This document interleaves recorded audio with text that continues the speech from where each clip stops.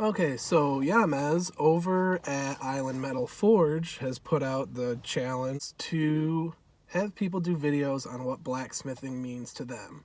I've really enjoyed other people's videos and thought this would be a really cool something to do for myself. So my journey into blacksmithing started about a year and a half ago. Prior to that, I had always been involved in sports, and I through high school wrestled, played football, was very active, and liked physical contact sports. And after high school, from the time I graduated till a year and a half ago, I coached at my local high school that I graduated from and wrestled at.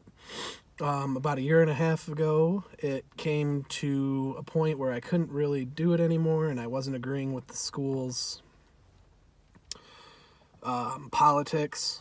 So I decided to step away from that. I had two small kids that I would have spent zero time with had I continued doing that. And then the politics and everything, it just got to be too much. So I decided to step away. After I stepped away from that, I went through a really rough time. I was bored, kind of went into a depression, which I struggle with anyways, in which blacksmithing tends to be a great release for. So I struggled with depression for a while, and one day, my wife and I were watching either The Last Kingdom or Vikings, and I thought, you know what? I want to go out to my garage, and I'm going to make a Viking shield. So I started making the shield, got to the point to making the metal boss in the center, and started hammering it out cold with a little ball peen hammer into a stump. I bowled out, and thought, man, there has to be a way better way to do this than hammering this thing out cold.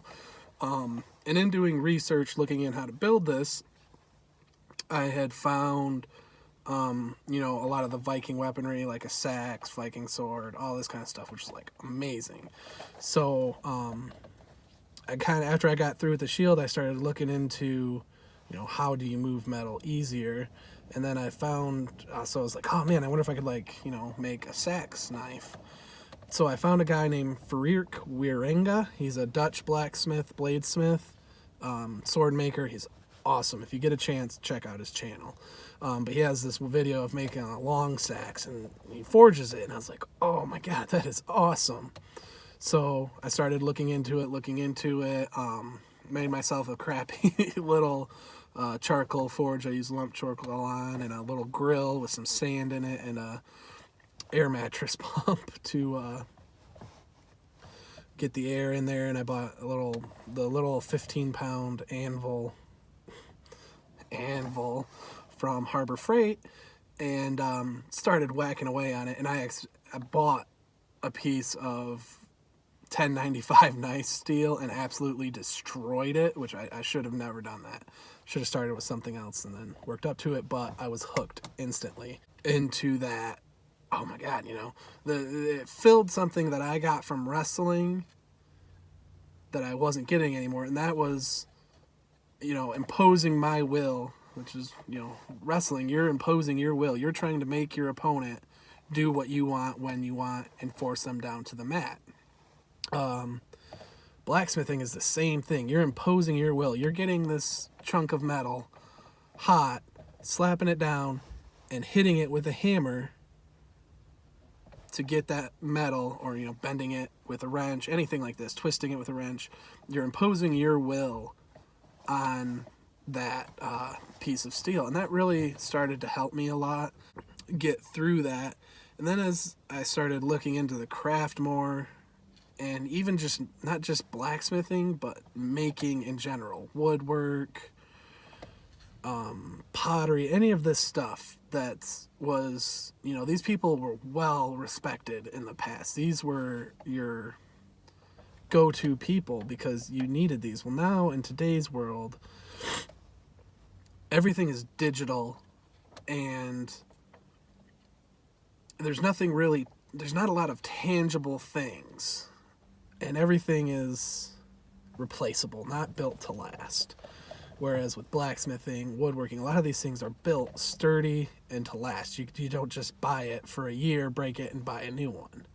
you make this to last. And that's something that, as I started getting into it and looking into it, something I really wanted to, a thought or a state of mind that I wanted to pass down to my children. That even in this digital age we live in, there's still people making tangible, long-lasting things. So that was something really that for myself, I started getting that release of, I'm imposing my will on this other thing. And then it shuts off your mind to other issues. When you're learning to blacksmith and you're at the anvil or at the forge, you have to pay attention solely to what that metal is doing in the forge. And when you bring it out and take it to the anvil, you have to pay attention. Okay, I'm going to hit it here. It's going to move this way. I'm going to hit it here. It's going to move the other way. And that really stops your brain from going crazy and thinking about all of other life's problems. It just shuts off everything else, and you're just focused on that one task at hand. And it really helped me. So as it goes on, a lot of people, as I've heard a lot of other people say, there's also a sense of community through the Forging It Forward page, through Ting Ting's page, through James Duncan's page. There's a lot of community and people like-minded and that you maybe never would have met before. I'm not a people person per se. I have,